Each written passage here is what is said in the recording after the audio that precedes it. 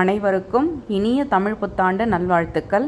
இந்த வருஷம் எல்லாருக்குமே நல்ல வருஷமாக அமையணும்னு நம்ம கடவுள்கிட்ட மனசார வேண்டிக்கலாம். இதோட நம்ம வீடியோவை பார்க்கலாம். Hello hi, welcome to Kokila's kitchen. இன்றைக்கி ரெசிபி வீடியோ எதுவும் பார்க்க போகிறதில்ல. இப்போ பங்குனி உத்திரம் வந்தது இல்லையா, நெய்வேலியில் உள்ள வெள்ளுடையான்பட்டு கோவிலோட பங்குனி உத்திர திருவிழா தான் பார்க்க போகிறோம்.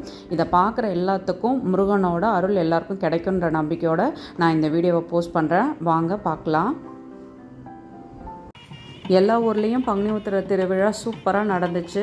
எங்களுக்கு பங்குனி உத்திரன்னா ஞாபகத்துக்கு வர்றது நெய்வேலியில் இருக்கிற வெள்ளுடையான்பட்டு முருகன் கோவிலில் நடக்கிற பங்குனி உத்திர திருவிழா தான்.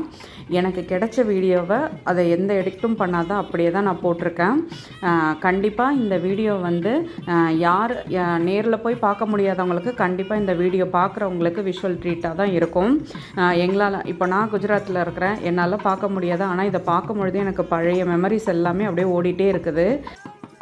ஒரு 23 வருஷம் நாங்கள் நெய்வேலியில் இருந்தோம். அதுக்கப்புறம் அவங்கவுங்க ரிட்டையர் ஆகிட்டு சொந்த ஊருக்கும் போயாச்சு. ஆனாலும் பங்குனி உத்திரம்னா நம்ம மைண்டுக்கு நிற்கிறது இங்கே நெய்வேலியில் நடக்கக்கூடியதாக தான் எங்களுக்கு இருக்குது. என்ன மாதிரி எத்தனை பேருக்கு இருக்கும் தெரியுமா? இதை பார்க்க அவ்வளோ ஆசையாக இருக்கும். இந்த காவடி எடுத்து வர்றது, பால் குடம் எடுத்து வர்றது, இதெல்லாம் பார்க்குறதுக்கே அவ்வளோ ஆசையாக இருக்கும். அவ்வளோ மக்கள் எடுத்துகிட்டு வர மாதிரியே பக்கத்தில் போய்ட்டு எல்லோரும் நின்று அதை எல்லாமே வேடிக்கை பார்ப்பாங்க. அவ்வளோ சூப்பராக இருக்கும். அன்றைக்கி ஃபுல்லாக அன்னதானம் தான். அன்னதானம் மட்டும் இருக்காது, ஃபுல்லாக அடுத்து தண்ணீர் பந்தல், அப்புறம் பானகம், மோர், அடுத்து கல்யாண சாப்பாடு மாதிரி போடுவாங்க. இந்த மாதிரி சூப்பராக இருக்கும் பார்க்குறதுக்கே. நம்ம யாரும் வெக்கப்படவோ கூச்சப்படவோ எதுவுமே மாட்டாங்க. எல்லாருமே எல்லா இடத்துலையும் போயிட்டு வாங்கி சாப்பிடுவோம். இப்போ இவ்வளோ தூரம் வந்தாச்சு, ஆனாலும் நினப்பெல்லாம் பங்குனி உத்திரம்னு வந்தால் அங்கே தான் போகுது. இது பார்க்க பார்க்க அவ்வளோ ஆசையாக இருக்குது. கண்டிப்பாக உங்களுக்கும் இது பிடிக்கும்னு நினைக்கிறேன். அடுத்து இதெல்லாம் முடிச்சுட்டு அடுத்து தெப்பம் தான். தெப்பத்தோட வீடியோவும் நான் லாஸ்ட்டில் ஆட் பண்ணியிருக்கேன், பாருங்கள். கண்டிப்பாக இது பார்க்குற எல்லாருக்குமே முருகனோட அருள் கிடைக்குன்ற நம்பிக்கையோடு இதை நான் போஸ்ட் பண்ணுறேன். பார்த்து என்ஜாய் பண்ணுங்கள். டவுன்ஷிப்பை பொறுத்த வரைக்கும் பிளாக் வைஸாக தான் பிரித்து வச்சுருப்பாங்க. அங்கங்கே இருக்கிற முருகன் கோவிலேருந்து எல்லோரும் ஒன்று சேர்ந்து, அதுக்கப்புறம் பால் குடம் எடுக்கிறதா இருக்கட்டும், காவடி எடுக்கிறதா இருக்கட்டும், எல்லோரும் சேர்ந்து அங்கேருந்து எல்லாருமே கிளம்பி வருவாங்க. கிளம்பி வரும் பொழுது இது வெயில் மாதம் இல்லையா, அதனால் வெயில் நல்லா பயங்கரமாக அடிக்கும்.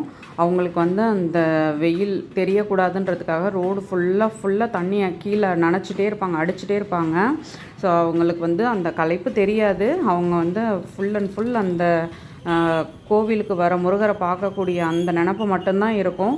எல்லோரும் நடந்து கிடுகிடுன்னு வந்துகிட்டே இருப்பாங்களே ஒழிஞ்சு அவங்களுக்கு அந்த சூடாக இருக்கிறதோ இதுவோ எதுவுமே தெரியாது. அவ்வளோ ஒரு சூப்பராக இருக்கும். சின்ன குழந்தைங்கள்லேருந்து பெரியவங்க வரைக்கும் வயசானவங்க எல்லாருமே காவடி எடுத்துகிட்டு பால் குடம் எடுத்துகிட்டு நடந்து வருவாங்க. பார்க்குறதுக்கே அவ்வளோ சூப்பராக இருக்கும். இப்போ பாருங்கள், இதை பார்க்க எனக்கு ரொம்ப ஆசையாக இருக்குது. ஆனாலும் என்னால் போய் பார்க்க முடியாது. இருந்தால் நீங்கள் இது மூலிமா பார்க்குறதுல எனக்கு ரொம்ப ஹாப்பி தான். நீங்களும் பாருங்கள். பகலில் காவடியெல்லாம் பார்த்து முடிச்சுட்டு ராத்திரி ஆனதும் எல்லாருமே தெப்பம் பார்க்க கிளம்பிடுவாங்க. ஸோ அதை பார்த்துட்டு வந்தால் தான் ஒரு ஃபுல்ஃபில்லாக இருக்கிற மாதிரி இருக்கும். அதே மாதிரி சாயந்தரத்தில் ஷாப்பிங் பண்ணுறதுக்குமே ரொம்ப சூப்பராக இருக்கும். அவ்வளோ கடைகள் இருக்கும். இதில் ஒரு சூப்பரான விஷயம் என்னென்னா, நீங்கள் 10 வருஷம் கூட ஒரு ஃப்ரெண்டை பார்க்காம இருப்பீங்க. ஆனால் இந்த பங்குனி உத்திர திருவிழா வந்துச்சுன்னா எந்த ஊரில் இருந்தாலுமே வந்துடுவாங்க. நம்ம கூட ஸ்கூலில் படித்தவங்களாக இருப்பாங்க, இல்லை காலேஜில் படித்தவங்க இருப்பாங்க. யாராவது ஒருத்தவங்கள நீங்கள் இந்த திருவிழாவுக்கு மட்டும் வந்தோம்னா அவங்கள மீட் பண்ணிடலாம். அந்த மாதிரி எந்த வெளியூரில் இருந்தாலுமே முக்கால்வாசி பேர் இதுக்கு சேர்ந்துருவாங்க. பட் என்னால் வர முடியல. அவ்வளோ ஒரு சூப்பரான திருவிழானா இந்த பங்குனி உத்திர திருவிழா தான் எங்களுக்கு. நேற்று நான் பார்க்க முடியலையேன்னு ஃபீல் பண்ணேன்னு சொல்லிட்டு 2 ஃப்ரெண்ட்ஸ் எனக்கு அங்கேருந்து வீடியோ கால் பண்ணாங்க. ஒருத்தவங்க பண்ணதை மட்டும் என்னால் அட்டன் பண்ணி பார்க்க முடிஞ்சிச்சு. அது வரைக்கும் ரொம்ப ஹாப்பி. பட் எனக்கு வீடியோ கால் பண்ணி காமிக்கணும்னு நினச்ச அந்த 2 பேர்த்துக்குமே நான் இது மூலியமாக தேங்க்ஸ் சொல்லிக்கிறேன். தனிப்பட்ட முறையாக நான் தேங்க்ஸ் சொல்லிட்டேன். பட் நம்ம ஃப்ரெண்ட்ஸ் நமக்காக இதுவும் பண்ணுறாங்க அப்படின்றத சொல்லணும் இல்லையா, அதுக்காக தான் சொல்கிறேன். உங்களுக்கு வீடியோவில் அந்த லாங்காக இருக்கிறது தெரியுமான்னு தெரியல. அந்த லைட்டுக்கு கீழே இந்த குளத்தை சுற்றி ஃபுல்லாக அவங்க க்ரில்லு போட்டிருப்பாங்க. அதில் மக்கள் எவ்வளோ பேர் நிற்கிறாங்கன்றதை மட்டும் பாருங்கள். இதை பார்க்குறதுக்கு அவ்வளோ கூட்டம் திரண்டு வரும். இப்போது அடுத்து இந்த ரைட் சைட் காட்டுவாங்க பாருங்கள், அவ்வளோ மக்கள் இதை பார்க்குறதுக்குனே வருவாங்க. ரொம்ப அழகாக இருக்கும். எங்கள் ஊர் பங்குனி உத்திர திருவிழா எப்படி இருந்ததுன்றதை மறக்காமல் கமெண்ட்டில் சொல்லுங்கள்.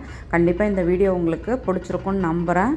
கொஞ்சம் லாங் வீடியோ தான், ஆனாலுமே பார்க்குறதுக்கு ரொம்ப ஆசையாக இருக்கும். வீடியோ பிடிச்சா லைக் பண்ணுங்கள். தேங்க்யூ.